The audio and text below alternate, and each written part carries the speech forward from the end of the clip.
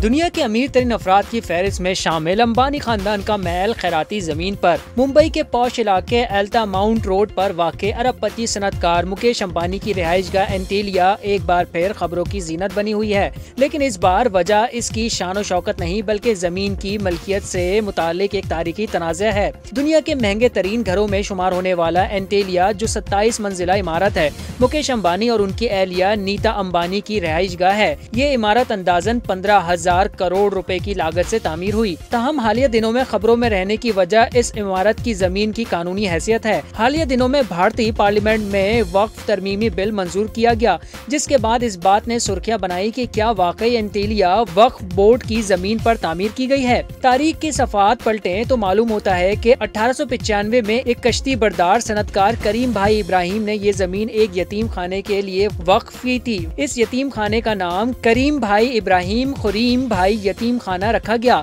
जहां यतीम बच्चों को पनाह और तालीम दी जाती थी। 1986 में ये जमीन वक्फ बोर्ड के जेरे इंतजाम एक ट्रस्ट को मुंतकिल कर दी गई, जिसका मकसद अवामी फलाह था। लेकिन 2002 में एक नया मोड़ आया जब वक्फ बोर्ड ने जमीन को फरोख्त करने का फैसला किया। ये वो मकाम था जहां तनाज़े ने जन्म लिया। उस वक्त ये जमीन तकरीबन 18 मिलियन अमरीकी डॉलर्स की मालियत रखती थी, मगर इसे मुबैना तौर पर सिर्फ 2.5 मिलियन अमरीकी डॉलर्स में अंबानी खानदान से मुंसलिक एक तिजारती इदारे को फरोख्त कर दिया गया। इस सौदे पर मकामी सियासतदानों और वक्फ बोर्ड के कुछ अरकान ने सख्त एतराज किया। इनका मौकिफ था कि खैराती मकसद के लिए वक्फ की गई जमीन किसी निजी कारोबारी शख्सियत को नहीं दी जा सकती, खास तौर पर इस कदर कम कीमत पर। ताहम इन तमाम एतराजात के बावजूद फरोख्त को मंजूरी दी गई और एंटीलिया की तामीर का अमल शुरू हो गया। अब जबकि वक्फ तरमीमी बिल मंजूर हो चुका है, इस तारीखी जमीन की मलकियत पर एक बार फिर सवालात उठाए जा रहे हैं। क्या वाकई भारत का सबसे महंगा घर एक खैराती जमीन पर खड़ा है? ये सवाल अब अदालती और अवामी बहस का हिस्सा बन चुका है।